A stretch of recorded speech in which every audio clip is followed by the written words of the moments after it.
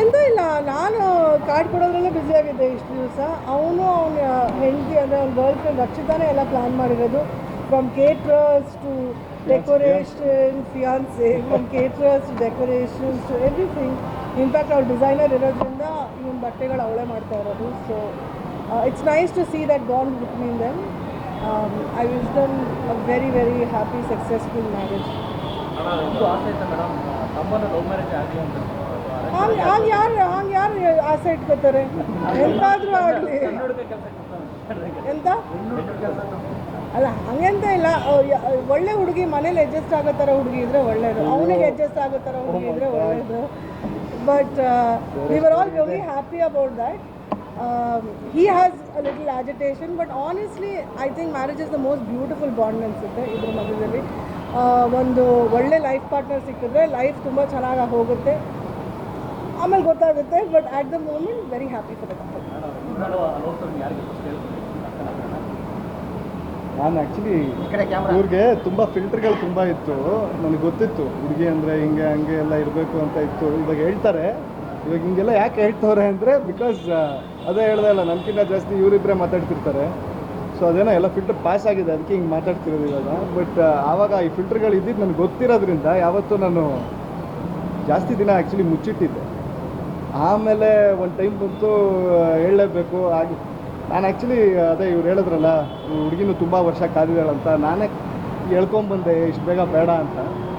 But at one point of time ಎಲ್ಲರೂ pressure ಹಾಕಿದ್ರು, ಆಗಲೇಬೇಕು, ಟೈಮ್ ಆಗಿದೆ ಅಪ್ಪ ಏನು ನಿಮ್ಮದು ಅಂತ.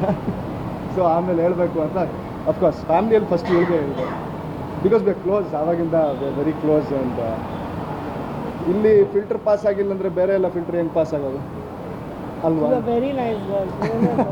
ಸೊ ಫಸ್ಟ್ ಇಲ್ಲಿ ಒಂದು ಪಾಸ್ ಮಾಡಿಸ್ಬಿಡೋಣ ಅಂತ ಹೇಳಿದೆ. ಪಾಸ್ ಆಯಿತು, ಆಮೇಲೆ ಎಲ್ಲ ಅಫ್ಕೋರ್ಸ್ ಆಮೇಲೆ ಸ್ಮೂತ್.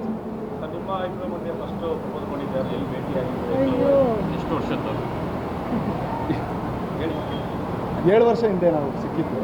ಪ್ರಪೋಸ್ ಮಾಡಿದ್ದು ಹಂಗೆ ವೆರಿ ಆರ್ಥೋಡಾಕ್ಸ್. ನಾನು ಸ್ವಲ್ಪ ಹುಡುಗರೇ ಮಾಡಬೇಕು, ನಾನೇ ಮಾಡಿದ್ದು. ಸೊ ಆ ರೀತಿಯಲ್ಲಿ I am very traditional.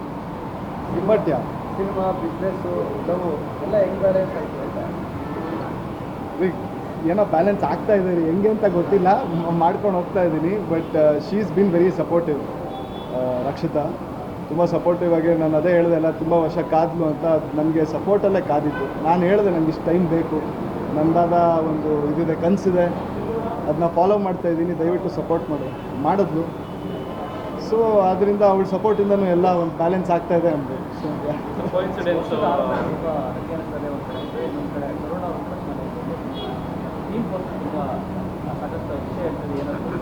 Thank you. Firstly thank you so much. I am very happy that ಅದು ನಾವೊಂದು ಟೀಮ್ ಪೋಸ್ಟ್ ಬಿಟ್ಟಿದ್ದು ತುಂಬ ಒಳ್ಳೆ ರೆಸ್ಪಾನ್ಸ್ ಆ್ಯಂಡ್ ಎಲ್ರಿಗೂ ತುಂಬ ಇಷ್ಟ ಆಯಿತು. ಅಂದು ನನಗೆ ತುಂಬ ಖುಷಿ ಇದೆ ಅದ್ರ ಬಗ್ಗೆ. ಬಿಕಾಸ್ ಅಫ್ಕೋರ್ಸ್ ಏಕಲವ್ಯ ಬಂದು ಇವಾಗ 2 ವರ್ಷ ಆಗಿದೆ. ಅದಾದಮೇಲೆ ನಾನು ತುಂಬ ಕಂಟೆಂಟ್ ಓರಿಯೆಂಟೆಡ್ ಮಾಡಬೇಕು ಅಂತ ತುಂಬ ಹುಡುಕಾಡಿ ಸ್ಕ್ರಿಪ್ಟ್ಗಳು ನೋಡ್ಕೊಂಡಿದ್ದೆ. ಇವಾಗ ಈ ತರುಣ್ ಸರ್ದು ಈ ಥರ ಒಂದು ಸಿನಿಮಾ ಬಂದಿದ್ದಾಗ ಫಸ್ಟ್ಲಿ ಅವರಿದ್ದರು, ಬ್ಯಾಕ್ ಮಾಡ್ತಾಯಿದ್ರು. ಅದೊಂದು ನಂಗೆ ತುಂಬ ಒಳ್ಳೆ ಒಂದು ಬ್ಯಾಕಿಂಗ್ ಕಾನ್ಫಿಡೆನ್ಸ್ ಇತ್ತು. ಆ್ಯಂಡ್ ಅಫ್ಕೋರ್ಸ್ ಕಥೆನೂ ನಮ್ಮ ಪುನೀತ್ ರಂಗಸ್ವಾಮಿ ಅಂತ ಡೈರೆಕ್ಟ್ರು ತುಂಬ ಚೆನ್ನಾಗಿ ಮಾಡ್ಕೊಂಡಿದ್ದಾರೆ. So I am very happy about that.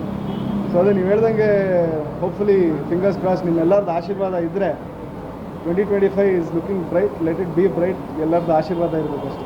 ನಿಮ್ಮ ಮೊದಲ ಸಿನಿಮಾ ಏಕಲವ್ಯ, ಅದರಲ್ಲೂ ಕೂಡ ಫೈಟಿಂಗು ಎಲ್ಲ ಇತ್ತು. ರಿಯಲ್ ಲೈಫಲ್ಲಿ ಏಕಲವ್ಯನೇ ಅಂದರೆ ಏನು ರಿಯಲ್ ಒಂದೇ ಲವ್ವ ನಿಂದು ಅಂತ. ಅದೇ ಥರ ಕಾಲೇಜ್ ಲೈಫಲ್ಲಿ ಯಾರೋ ಪಾಸ್ ಆಗಿರ್ತಾರೆ, ಎಲ್ಲರಿಗೂ ಆಗಿರ್ತಾರೆ, ನಿಮ್ಗೂ ಆಗಿರೋದು. ಆ ಥರ ಏನಾದರೂ ಒಂದು ಆಯ್ತಾ? ಹಳೆ ಲೈಫ್ ಬಗ್ಗೆ ಕೇಳ್ತೀರಾ? ಅದೆಲ್ಲ ಹಳೇದು ಇರುತ್ತೆ ಸಿ ಅದೆಲ್ಲ. ಬಟ್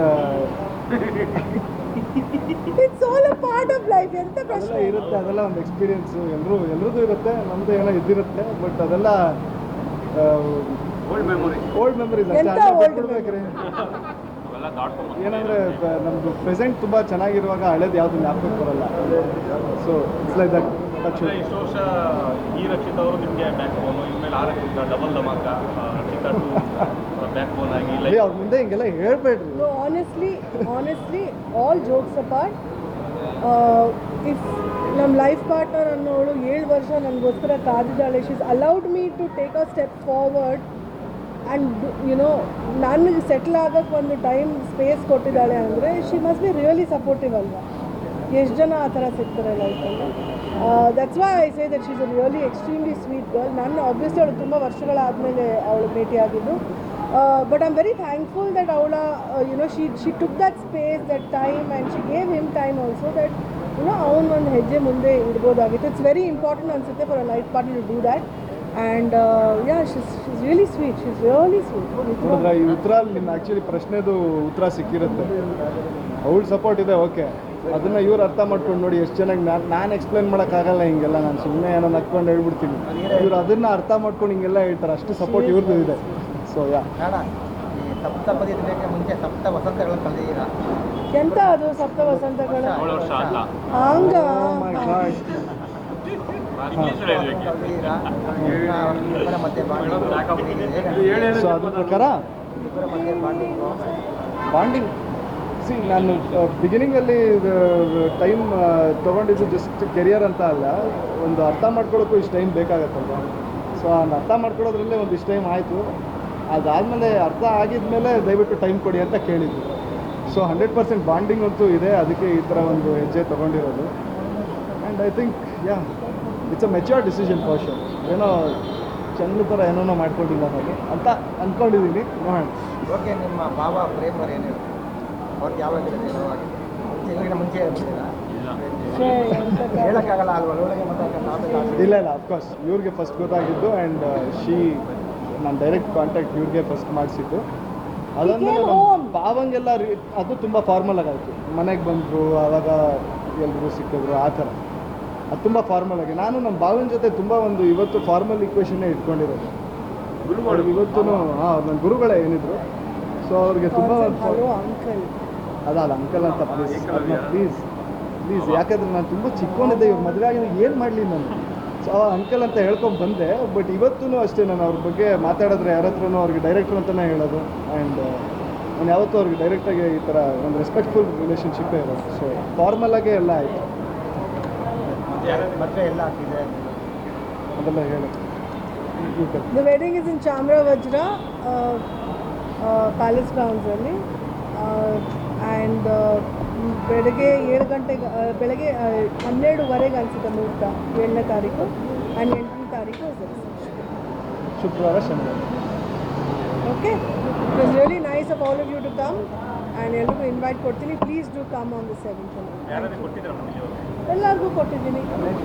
ನನಗೆ ಬೇಕಾದವರು ನನ್ನ ಹತ್ರ ಇದ್ದವ್ರು ಎಲ್ರಿಗೂ. Thank you so much, thank you so much ಎಲ್ಲರೂ ಬಂದಿದ್ದಕ್ಕೆ. Thank you so much. Please ಮದುವೆಗೂ ಬನ್ನಿ, ಎಲ್ಲರೂ ದಯವಿಟ್ಟು ಆಶೀರ್ವಾದ. ತುಂಬ ದರ್ದ